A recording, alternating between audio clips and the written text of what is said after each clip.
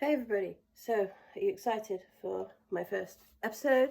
Oh, right, so basically I want to start with telling you a few little facts about myself, and then I will tell you as much as I can remember about the first few years of my life, and then hopefully you feel a bit more comfortable about me and you'll know me a little bit better. So basically I was born in York City Centre. I was born 2 months premature, so I was probably about the same size as my hand. I was also born with a heart murmur, and they also thought something was wrong with me because I came out with dark skin. But that's because I'm a quarter cast. Obviously, I've whitened out a little bit now. You wouldn't really be able to tell unless I told you. Anyway, because of the heart murmur, they didn't think I was going to make it. So I was put on a special register, and I was obviously in the incubator, all these other procedures. But luckily I did. It naturally healed itself, so I have, touch wood, no problems with it now.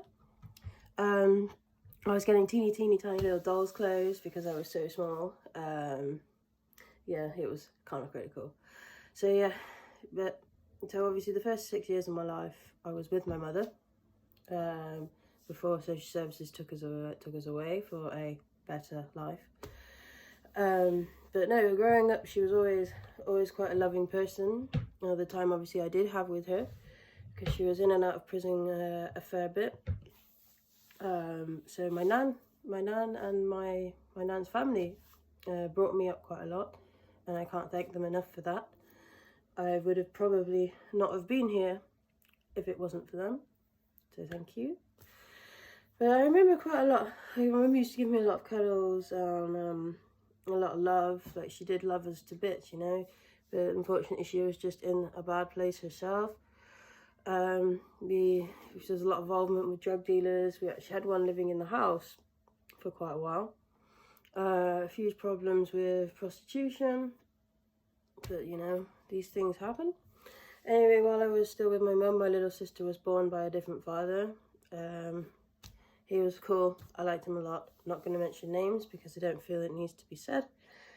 I attended quite a bit of school. I only really missed it near the end, before we were taken away. There's a lot of things I want to say, but I really don't feel like they need to be made public, you know. But yeah, I had quite a few good bits of childhood, followed by, you know, quite a few not so great times. I remember I used to be obsessed with playing Kirby, but I would only play Kirby with these tennis ball sized footballs, and I had two, and then my mum would always be like, "What are you doing? Why don't you play with the other one? That one's dirty." And I was like, "Well, that's my clean one. That one's for special occasions." Me as a little 6-year-old with my northern accent, like, for special occasions, you know. But yeah, but no, I had quite a lot of good memories. Unfortunately, one day social services turned up at school and told me that I couldn't go home. And I was very, very upset, and I couldn't understand why, because my sister had already disappeared. And the next minute these two strangers walk in saying that they're going to keep me safe and they're going to take me to a safe place. But all I knew was my safe place was at home. So I kicked off for quite a long time in the classroom. They wouldn't let me out of the classroom. I was kicking off in there, and then they tried to comfort me by giving me a colouring kit, because that's really going to make a 5-year-old understand why you're taking them away from your mother. Congratulations. Anyway, they took me what felt like forever in the back of this car to a foster placement in Sherburn with some people that were supposed to keep me safe. I was with these people for 2 years, and it was probably the worst 2 years of my entire life. They used to separate me and my sister. So if we put us in separate rooms. I was very protective of my sister, because obviously my mother wasn't around, so I kind of took up the role of looking after her. So I would change her nappies and feed her whatever food was in my mother's house. I would try and feed it to her. I'm pretty sure she was eating Cocoa Pops from the age of 1. Yeah, and then they all of a sudden they were separating us, and they used to punish me. They knew I hated jam, and I still to this day cannot stand jam.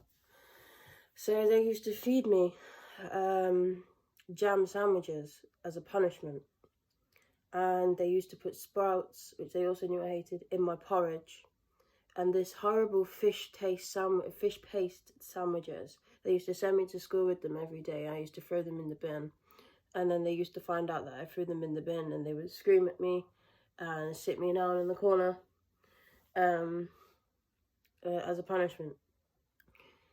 But regardless of all of that, I was actually being sexually abused by the 2 sons that were living there. They were also adopted by these foster parents, and it was going on for at least 2 years.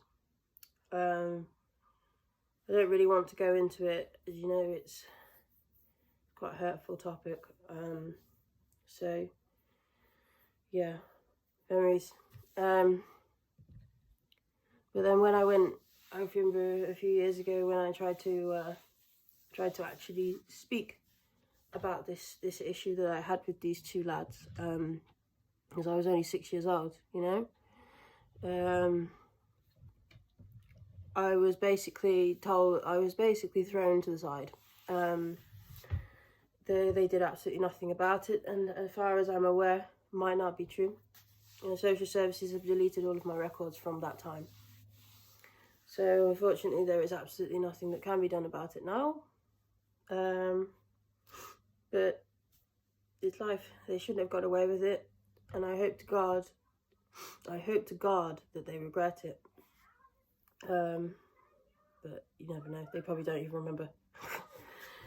But yeah, so during that time I moved schools twice. I moved from my way from all my friends in York, which I was taking like a 2-hour taxi drive to every morning, to a place called Hungate Primary School, where I was obsessed with eating oranges. Like, I just loved their oranges. I don't understand what it was about them, but I loved oranges. And I was there. I don't remember quite having many friends, but I do remember the school had a swimming pool, which I thought was really fucking cool. But yeah, from there was where I met my adoptive family. But I feel like they probably need their own little episode for that. So we will talk about that in the next one. Anyway, thank you for listening to me basically rambling on. I hope that maybe you feel like you know me a little bit better now. If there's anything else you'd like to know, any questions, please send me a message. But yeah, thank you so much for listening.